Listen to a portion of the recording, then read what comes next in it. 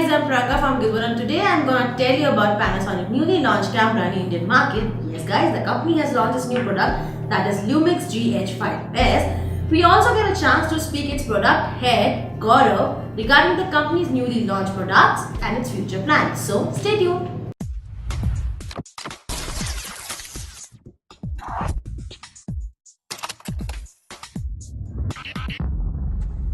Tell us what exactly you have launched today.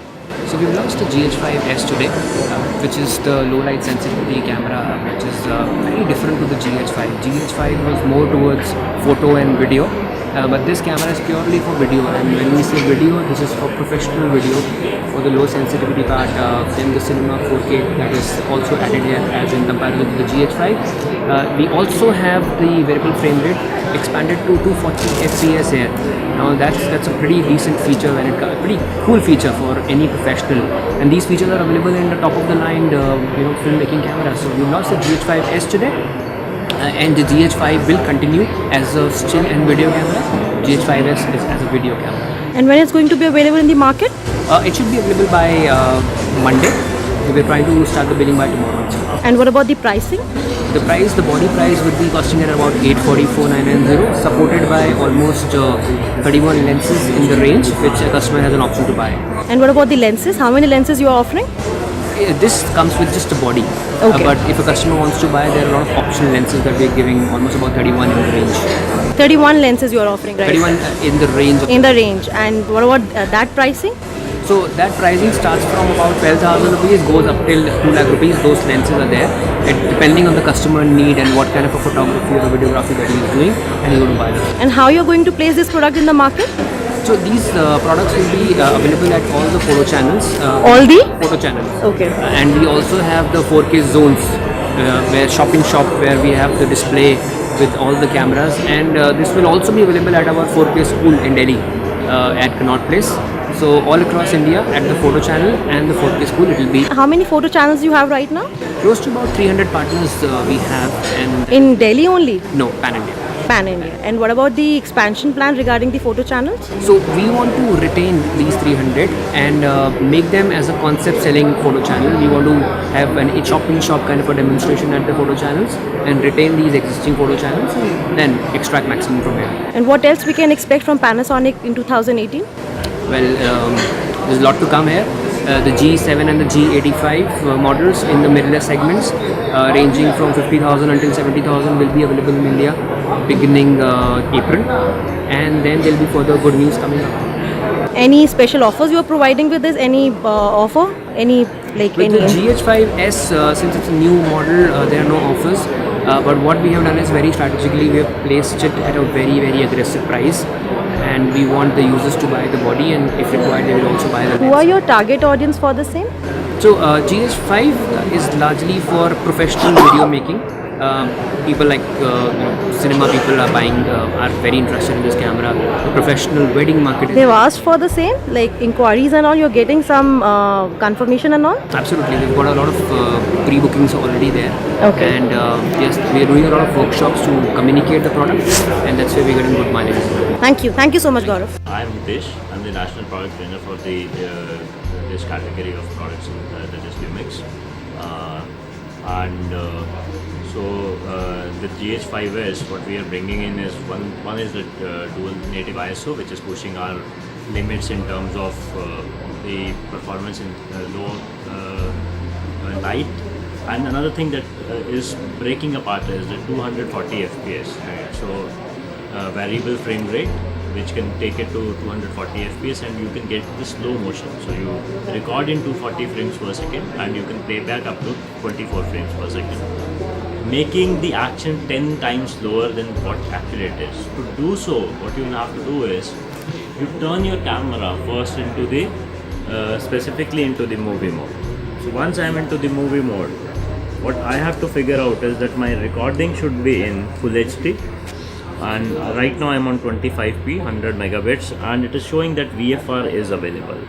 Once the VFR is available, I go and set up my VFR. In settings, I can set it right from 2 frames per second, which would be hyperlapse, and cranking things up in terms of something which is happening for a long time and you want to view it quickly. And the opposite to it is the slow motion. If I crank it, take it up, supposedly let's do 240 fps, then I can can you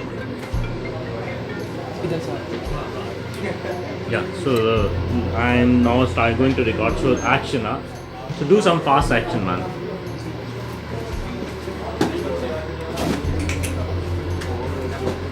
Yeah, so in terms of playback, when I play this video back, you will be amazed like how slow they go.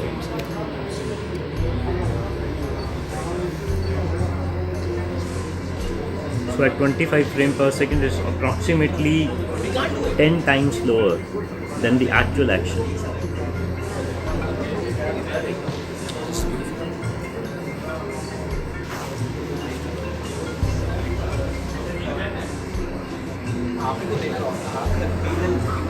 We'll talk about the features of the camera, right? So one major thing that is following up over here is that the kind of flexibility it gives me in terms of recording, right? So if I go to recording format, right from AVC HD to an MP4 HEVC, which is the HDR format, so you can directly broadcast your content from HDR content from the camera, or if you want, you can go to MP4 and MOV. Over here also, I will change. In each of these settings, like MP4 or MOV, I have got directly right from Cinema 4K, which is 4096 into 2160, 50p, 60p recording, up to and even 4K or a full HD. I've got different options into this. Both long op and all intra recording is available. I'm right now going on to the for the HLG to 4K 8-bit 150p HLG available.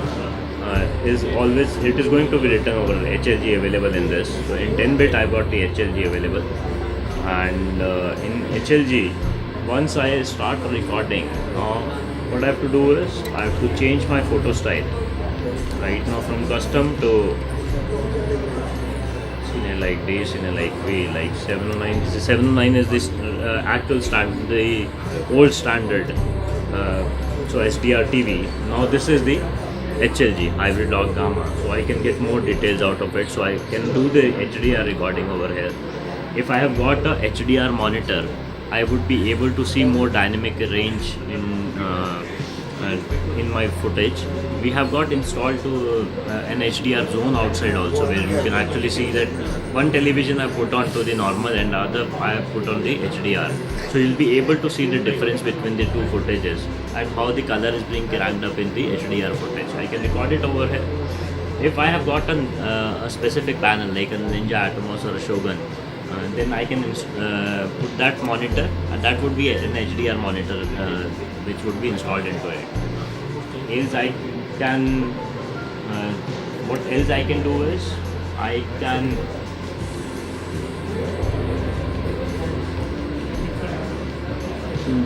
see 4K is coming as a technology, and I can take the advantages of 4K. I can go into the live cropping over here, go to 20 seconds. This kind of, this was a feature which was also available in GH5. Now if I record, automatically it can pan, it can do the dolly for me. So these kind of features which were already available in GH5 are also available in GH5s. DCI 4K is cranking up to 50p, 60p. Any new feature you have installed in this camera? Right. So in terms of new features, the things that are cranked up, you would have seen. One is the 240 fps, one is dual native ISO.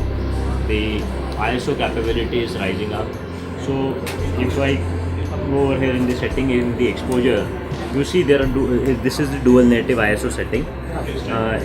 You can put it onto auto, which gives you the whole range, or you can go to low or high. So if I'm on low, if you will see over here in the ISO, I've got a ISO range from ISO L, that is 80 to 800 right now.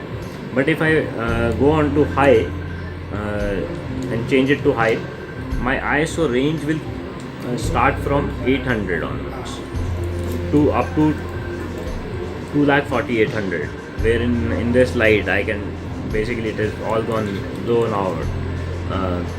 So I can so in terms of this is where the native ISO, the second native ISO is there in ISO 2500. So you don't get any noise in ISO 2500 as well. So this would be a footage without any noise.